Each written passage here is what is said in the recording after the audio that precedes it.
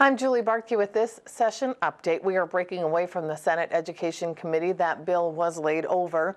Inexcusable and unacceptable. That's what Governor Mark Dayton had to say a little bit earlier today about the apparent lack of action by the legislature to get a tax bill on his desk by March 19th.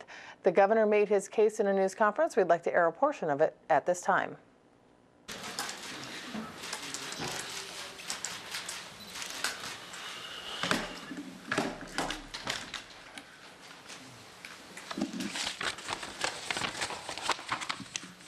So my hip is good, repaired. I've had the cast taken off yesterday. I moved it up by a week so that I could re-enter the fray here. But I have no pain, and I have a brace on that restricts my motion so that I won't tear it. They say it takes 3 months for a tendon to reattach completely to the bone. So I can't kick any field goals for a while and other limits, but I'm back here. I've been back engaged for quite some time now through, via the residents, but it was timely to come back at this point because we're approaching the deadline that we set, Commissioner Francis and myself, of March 19th for a tax bill to come for my signature so that we can process the tax cuts that should be part of that bill effectively for people who in Minnesota who are entitled to them, and that's a great number of people. Commissioner Francis can give you more detail than I about why the limit is real and the consequences if it were not met. But I've been pressing on the legislature now for a couple of weeks that this imperative, and I'm very, very, very disappointed that we've not been able to reach a bill. And frankly, we had a meeting this afternoon, Senate and House leaders, and I just have to say that the impasse is not around the tax bill. It's about this legislative office building and the Senate's insistence that they have the building and their unwillingness to let a reasonable tax bill proceed on a timely basis until they get the building, and the House's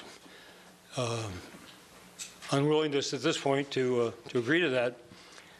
So I hope Minnesotans will communicate with their legislators, and these are DFL legislators, I'm sorry to say, that this is inexcusable and it's unacceptable.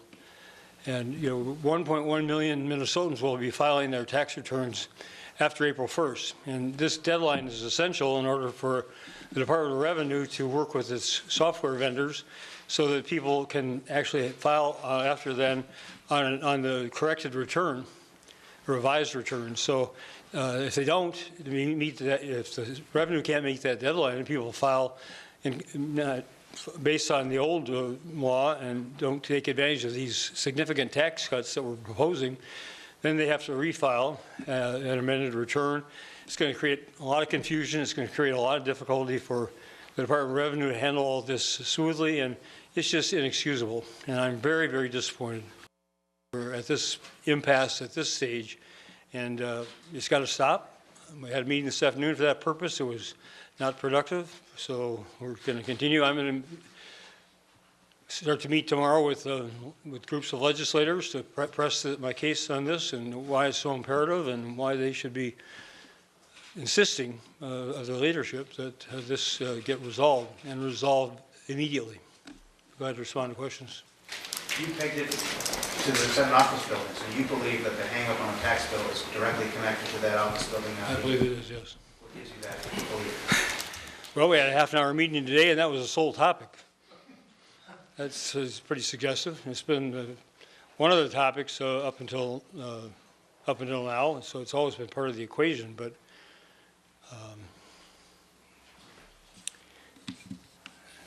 well, what is the hang-up with that, Governor? I think you need to talk to the Speaker and to the Majority Leader and get their version of it. They're at an impasse. The reality is that they haven't agreed, and it doesn't appear likely they're about to agree. So I need to take this to people in Minnesota and make it clear to them that they have a big stake in this, and that this is unacceptable. Do you blame Senator Bakk for this impasse? I'm not going to name names, but I described the impasse. I think it's unacceptable that this bill has not been passed. The differences on tax policy are relatively minor and easily resolvable. And it's just it doesn't do justice to the people of Minnesota to have this, be in this situation right now. You made clear your position on taxes. What would you recommend to be the position going forward on the Senate office building?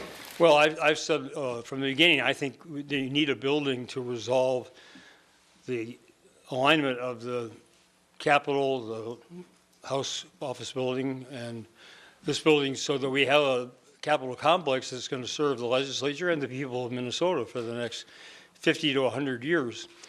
The plan that we tentatively agreed upon for the Capitol, since a lot of the new ducts and air conditioning and other safety devices take up more space, provides the Senate with 24 offices. I personally would prefer it to be less, but that's where it stands now. But they have 30, I believe 38 now. So there are about 14 members that would have nowhere to go without a building. And in my conception of what I think the Capitol should be and the way the Senate and House should be connected to it, goes back to what my experience in Washington, where you have Senate and House office buildings. Every member has an office in that building. They're very perfectly functional and good spaces. They're not based on seniority. I mean, not based on majority. They're based on seniority, which is less than ideal. But at least the people are interspersed and they don't have to pick up and move their office every time there's an election or election change. So to me, that would be my vision for this space, but we haven't gotten there yet. But clearly, we have they are put in a possible situation if they don't have a permanent space for more of their members. And it's very unfortunate this has, become a political issue, which it has, with the Republicans just salivating at the opportunity to try to ram this down House members' throats and my throat too.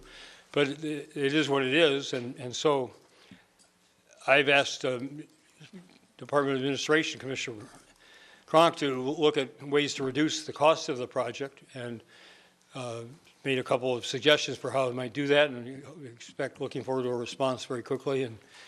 But if you ask me, does there need to be a building, I would say yes. I think the one that's portrayed now with the glass facing and some of the other fountains and other design features is un-Minnesotan, and it's not in keeping with the ambience of the Capitol complex anyway. I think this building should fit in and play a subsidiary role, as the state office building does, to the magnificence of the Capitol.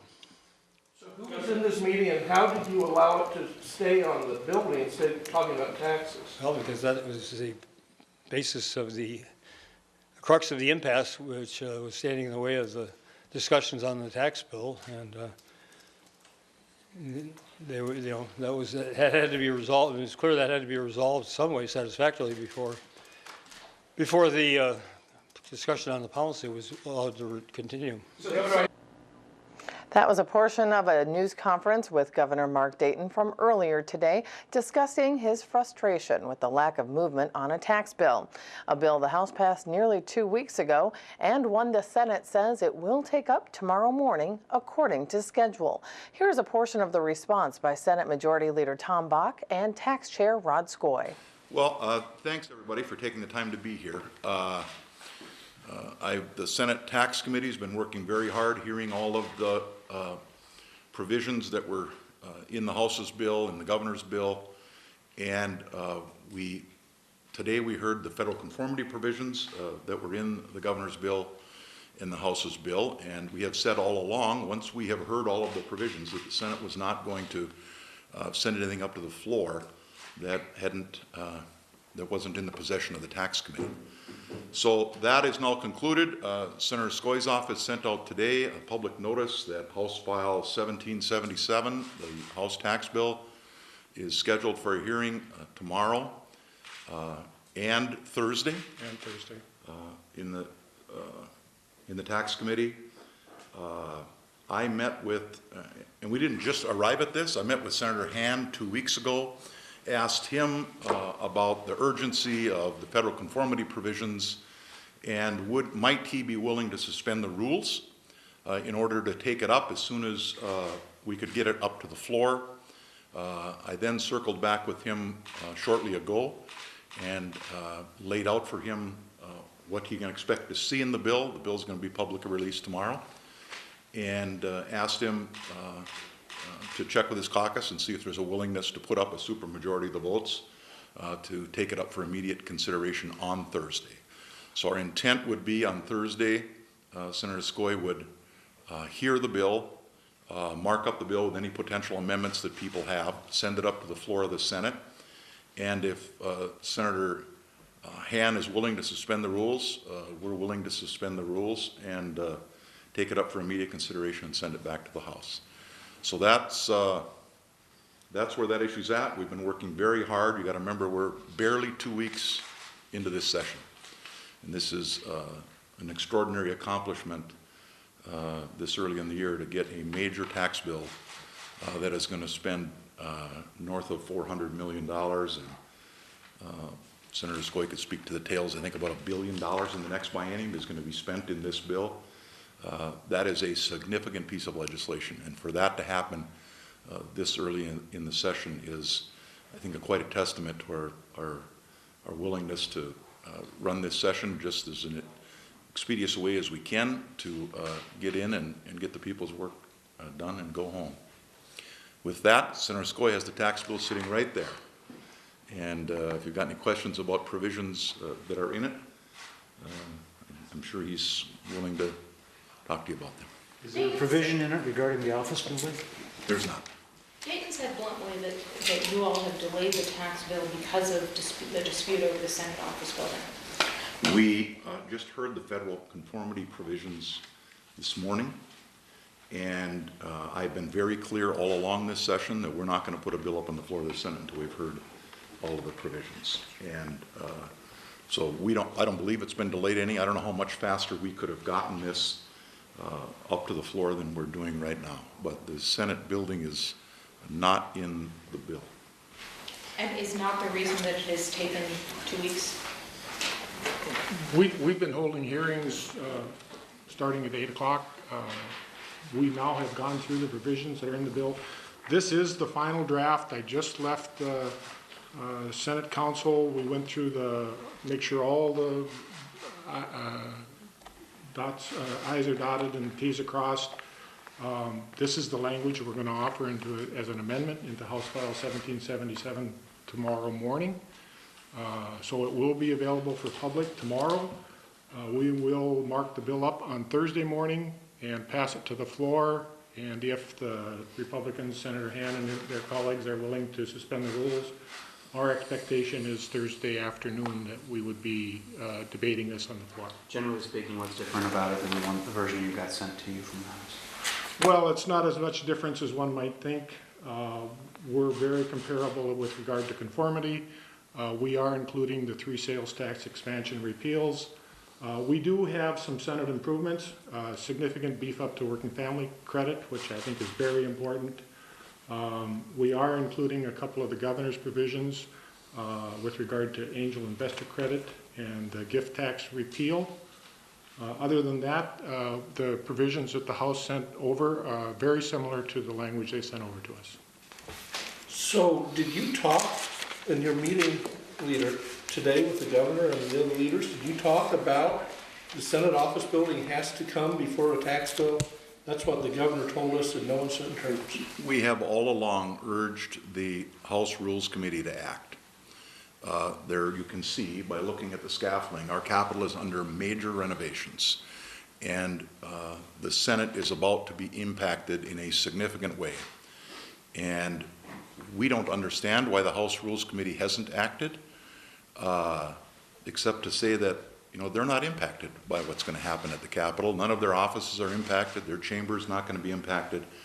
What we know is that after the 2015 session, the Senate is going to have to vacate this building, and it's going to be turned over to the contractors. And there will be no Senate staff, no senators left in here. We will not have a chamber for the 2016 session. And we understand that's not the House's problem, but it is a serious problem for how the Senate is going to function after the end of the 2015 session. We're very disappointed that the House Rules Committee has been unwilling to take up the approval that's required of them. And I expressed that today to the governor and to the Speaker that we remain to be very, very concerned about that. And, you know, I think what's interesting about the Capitol renovations is the governor's almost doubling his footprint in the Capitol under the new tentative space allocation. The judiciary is going to get this room back. The services for the blind are adding significant space. The Historical Society is almost doubling the amount of space they're going to have in the Capitol. The Senate is giving up about 38,000 square feet of the current space that we occupy in this building. The press corps is going to add a couple thousand square feet. Clearly the accommodations we've had for you aren't adequate going forward. So when you start adding all that up, and the Senate gives away 38,000 feet, and the House is getting significant new space. They're going to take over hearing rooms 1-7 and 112 for caucus rooms, for their caucuses. So all of the parties that are currently have space in the Capitol are going to gain space, all at the Senate's expense, and all predicated upon the fact that we're going to have to build a new place for the Senate to be officed. And to think that the Senate is going to give up all this space and just be kicked out on the street, that's just not going to happen. And we just don't understand why the House hasn't acted with some urgency. There are going to be significant impacts on the construction schedule on this building coming very, very soon if some space isn't get under construction for the Senate. But to my question, Leader, did you say we have to have an agreement on the Senate building before we'll pass a tax bill? I asked the Speaker to take it up in the Rules Committee tomorrow and pass it because there is urgency in how closely it is linked with the renovations of the Capitol. Now, I suppose they can choose not to do that. If they choose not to do that, we're still going to proceed with the tax bill that has not only the House provisions, but many of the provisions that the governor has also proposed. I think the one provision that Senator Skoe didn't mention is we are going to do, I believe, about $15 million with the angel investor credit that the governor had in his bill. That is a provision that the House did not have. So there are provisions both from the House and from the governor's tax bill that will be included. Again, that was a portion of a news conference that took place less than an hour ago in response to allegations the Senate was sitting on a tax bill. And again, that tax bill will be vetted in committee tomorrow morning and again on Thursday with the intention of suspending the rules and taking it up Thursday on the Senate floor. And of course, you can watch a live stream of that committee at 8:30 in the morning on senate.mn/media. Our coverage day has now completed, and we will be back here again tomorrow morning. From all of us at Senate Media Services, I'm Julie Bartke. Have a great evening.